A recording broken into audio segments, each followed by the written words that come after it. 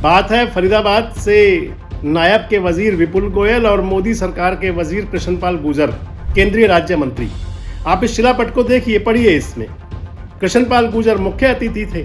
जो कार्यक्रम के सहायक मेहमान हों और वो पर्दा उठा दें तो फिर बात दूर तक जाती है। बात दूर तक गई, यानी कि मान ले कि फरीदाबाद की सियासत के अंदर ये वही नजारा था जो 7 साल पहले एक बार देखने को मिला था। सियासी लोग जो कहते हैं कि वो जुगलबंदी थी ही किसी प्रकार से कृष्णपाल गुर्जर को नीचा दिखाने के लिए। धुरंधर नेता जिनके पास है तजुर्बा, आज के नेता जिन्हें करके दिखाना है, कल के नेता जिनके हाथ है भविष्य की राजनीति। देश रोजाना करेगा राजनेताओं के साथ कल, आज और कल की बात। द सियासतनामा में हर शनिवार शाम 8 बजे।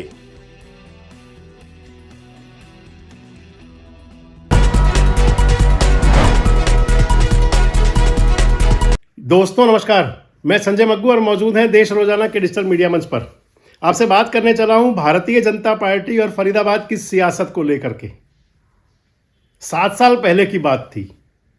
एक वाकया था 7 साल पहले का। मौका कुछ इन्हीं दिनों का था क्योंकि वो सर्दी की शुरुआत थी और इस समय सर्दी पूरे शबाब पर है। वो महीना अक्टूबर का लगभग रहा था और अब दिसंबर जाने को है, नया साल आने को है। वाकया वो भी बहुत प्रमुख था, दशहरे का मौका था। और वाकया ये भी बहुत प्रमुख था, अटल बिहारी वाजपेयी का जन्म जयंती जो महोत्सव चल रहा है, 101वां साल, उस कार्यक्रम को लेकर के। बात है फरीदाबाद से नायब के वजीर विपुल गोयल और मोदी सरकार के वजीर कृष्णपाल गुर्जर। एक बार उस समय किया था, तब भी वजीर थे। तब केवल फर्क कितना था कि तब वो मनोहर के वजीर थे, कृष्णपाल तब भी मोदी के वजीर थे, और अब विपुल गोयल नायब सरकार के वजीर हैं। जिन कंधों पर बंदूक रखी गई थी वो कंधा तब भी एक गुर्जर नेता का था, और जिस कंधे पर अब बंदूक रखी गई कंधा वो भी एक गुर्जर नेता का है। पूरी बात करूंगा आपसे विस्तार से। अटल बिहारी वाजपेयी जी के जन्मोत्सव पर भारतीय जनता पार्टी पूरे कार्यक्रम कर रही है। एक कार्यक्रम था कल यानी कि 28 दिसंबर को, 101वां साला जन्मोत्सव चल रहा है अटल बिहारी वाजपेयी जी का।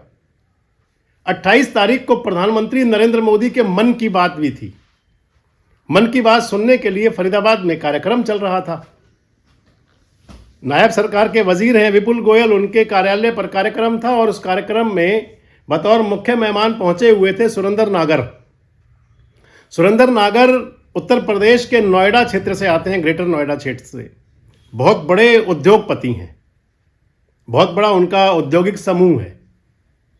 सुरेंद्र नागर एक बार बहुजन समाज पार्टी के टिकट पर लोकसभा के सदस्य यानी कि सांसद बने थे।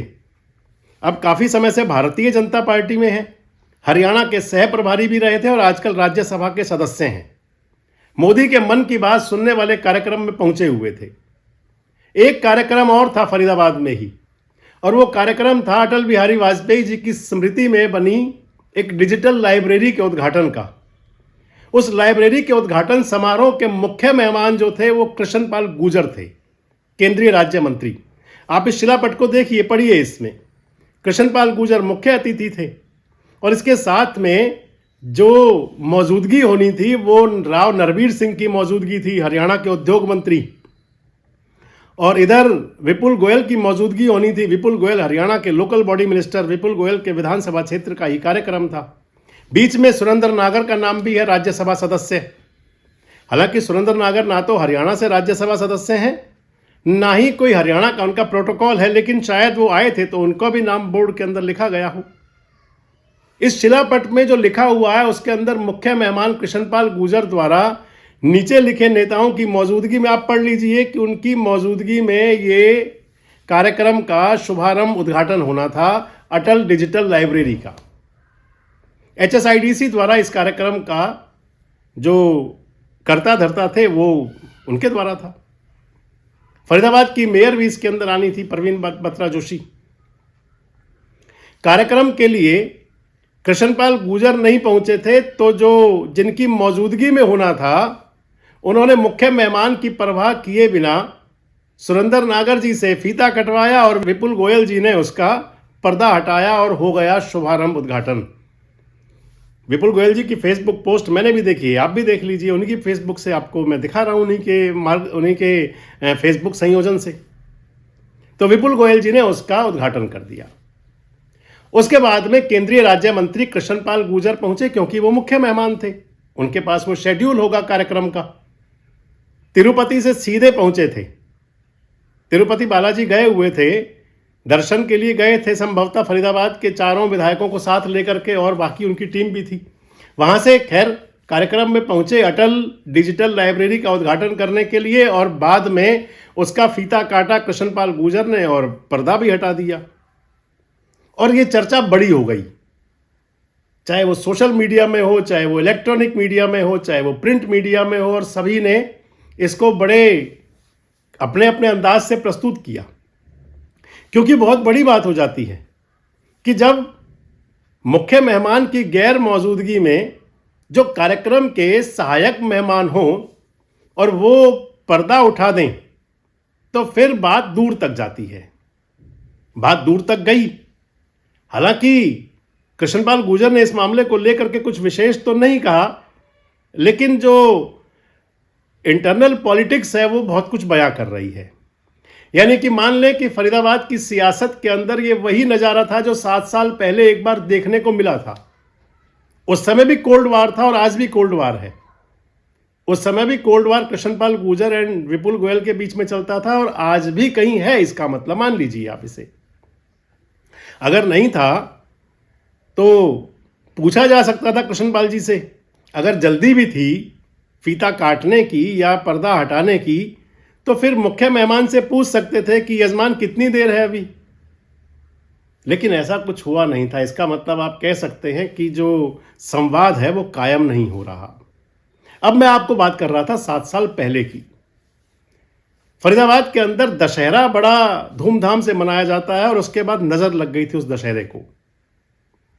दशहरे का महोत्सव था। उस कार्यक्रम के अंदर विपुल गोयल और कृष्णपाल गुर्जर दोनों के बीच में उंगलियां दिखाने और आंखें तरेरी बहुत गई थी।